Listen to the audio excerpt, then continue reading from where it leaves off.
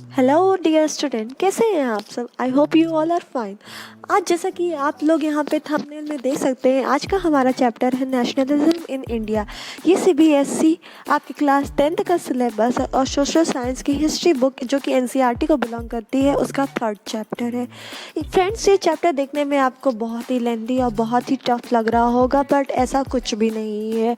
हम इसे आज डिस्कस करेंगे और इसमें पूरा क्लासीफाई करेंगे कि ये चैप्टर में क्या क्या कंटेंट है, और ये बिल्कुल भी, यकीन मानिए, बिल्कुल भी टफ नहीं है। आप बस मुझे फॉलो करते रहिए और हम आपके लिए ये चैप्टर को इजी बनाते जाएं। डियर स्टूडेंट्स, आज का लेक्चर स्टार्ट करने से पहले हम एक नज़र देखते हैं कि इंडिया का नेशनल स्ट्रगल मूवमेंट कैसा था।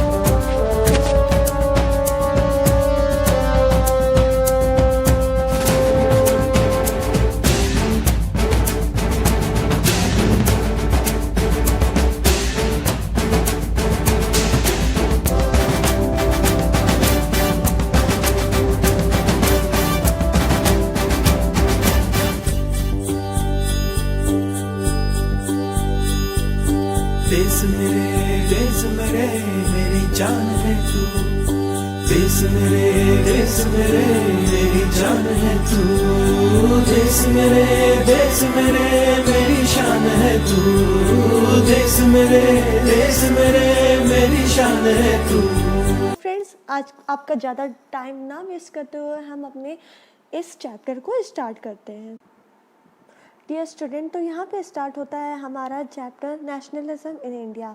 आप अगर इस चैप्टर का एक ओवरव्यू लेंगे तो आप इसमें देख सकते हैं कि इसमें बहुत सारे टॉपिक्स हैं जो कि आपके सिलेबस के अंदर हैं, पर ये टॉपिक्स देख के आप बिल्कुल भी मत घबराइएगा क्योंकि ये बहुत ही ईजी टॉपिक्स हैं और हम इसको आज ही इसी वीडियो में कवर अप करेंगे। तो हम यहाँ पे इस वीडियो को स्टार्ट करते हैं, और अगर आपको कोई भी प्रॉब्लम हो तो आप नीचे कमेंट बॉक्स में बिल्कुल बेहिचक जो है कमेंट करके अपने डाउट को रिजॉल्व कर सकते हैं, मतलब कि मुझसे पूछ सकते हैं। यहाँ तक कि अगर आपको डिफ़िकल्ट वर्ड्स के मीनिंग नहीं पता है तो हम वो भी आपको इस वीडियो में बताते जाएंगे, और फिर भी अगर आपको कोई मीनिंग हमसे बच जाता है तो आप उसको नीचे कमेंट बॉक्स में डेफिनेटली पूछ सकते हैं। तो अब स्टार्ट करते हैं आपका चैप्टर नेशनलिज्म इन इंडिया।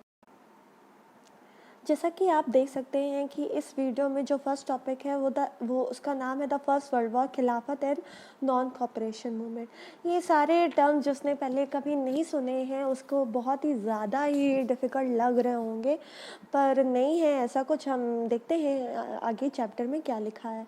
तो फर्स्ट वर्ल्ड वॉर, फ्रेंड्स, यहाँ पे हम फर्स्ट वर्ल्ड वॉर के बारे में इसलिए डिस्कस कर रहे हैं क्योंकि इसका बहुत ही बड़ा रोल था ब्रिटेन के पॉलिटिकल या इकोनॉमिकल स्ट्रक्चर में, और क्योंकि हमारा इंडिया भी एक कॉलोनी था 18th और 19th सेंचुरी में ब्रिटेन का, इसलिए इसका इफ़ेक्ट जो है वो हमारे वर्ल्ड पे भी बहुत ज़्यादा था।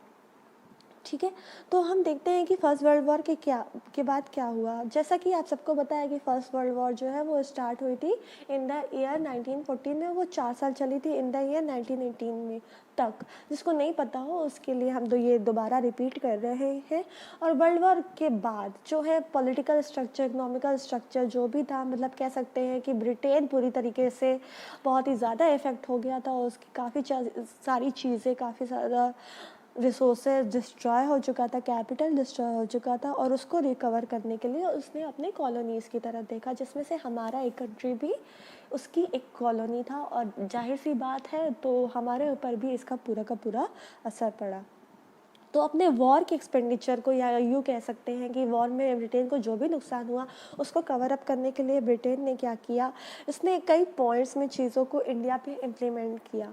ठीक है, तो आप देख सकते हैं कि यहाँ पे जो लिखा है कि पहली चीज़ जो कि ब्रिटेन ने की है वो था अपने डिफेंस एक्सपेंडिचर को मीट करने के लिए इसने भारत में रेगुलर जो है टैक्सेस इंक्रीज़ कर दिए, कस्टम ड्यूटीज़ को बढ़ा दिया। अब फ्रेंड्स, कस्टम ड्यूटीज़ क्या होता है? कस्टम ड्यूटीज़ हम उसे कहते हैं कि मतलब कि एक कंट्री और दूसरी कंट्री एक दूसरे से जब ट्रेड करती है तो ट्रेड करते टाइम एक दूसरे के बॉर्डर पे उसे कुछ ड्यूटीज़ चुकानी पड़ती है, कुछ टैक्स देने पड़ते हैं, उसे ही हम कस्टम ड्यूटी कहते हैं। ठीक है, और पहली बार जो इनकम टैक्स का कॉन्सेप्ट है, जो कि आपने सुना ही होगा, हमारे पेरेंट्स देते रहते हैं, वो भी जो है इसी टाइम इंट्रोड्यूस हुआ था। मतलब कि ब्रिटेन ने अपने वॉर एक्सपेंडिचर को मीट करने के लिए इंडिया पे फोर्सफुली इम्प्लीमेंट किया था। उसके बाद जो है चीज़ों के मतलब कि सामान के गुड्स के दाम जो है वो जस्ट डबल हो गए थे जब भी ब्रिटेन का वॉर चल रहा था पूरे उस टाइम पीरियड के लिए, मतलब कि 1913 से 1918 तक, जिसके वजह से हमारे इंडियन लोगों को बहुत ही ज़्यादा प्रॉब्लम्स होने लगी। इंडियन लोगों को बहुत ही ज़्यादा प्रॉब्लम्स होने लगी, उनकी लाइफ बहुत ही ज़्यादा मिसरेबल हो गई, मतलब कि बहुत कठिन हो गई, ठीक है। प्लस इसने अपने सोल्जर्स की रिक्वायरमेंट को पूरी करने के लिए, या यूँ कह सकते हैं अपनी आर्मी को बढ़ाने के लिए, इंडिया के विलेजेस में से फोर्स रिक्रूटमेंट करना स्टार्ट किया, मतलब कि ज़बरदस्ती लोगों को भर्ती करना स्टार्ट किया, जो कि इंडिया के लोगों को बिल्कुल भी नहीं पसंद था। उसके बाद 1918 से 1921 तक जो है इंडिया में काफ़ी ज़्यादा कल्टीवेशन का नुकसान हुआ था, क्रॉप फेलियर हो गए थे किसी ना किसी डिसीज़ की वजह से, या कुछ भी कह सकते हैं, कोई भी प्रॉब्लम थी, फेमाइन आ रहा था, ड्रॉट आ रहा था, सूखा पड़ रहा था, महामारी फैल रही थी, जिसकी वजह से लोग खेतों पे अपने ध्यान नहीं दे पा रहे थे, और एज ए रिज़ल्ट क्या हुआ कि फूड की कमी हो गई। इसके इन सब चीज़ों के साथ ही जो है इंडिया में बहुत ही ज़्यादा प्रॉब्लम थी, और अब लोगों ने, हम इंडियंस ने डिसाइड कर लिया था कि अब हम ब्रिटिशर्स की मनमानी नहीं सहेंगे। सो हमारे एंसेस्टर्स ने कैसे रिवर्ट बैक किया और किसके लीडरशिप में, ये हम देखेंगे नेक्स्ट लेक्चर में।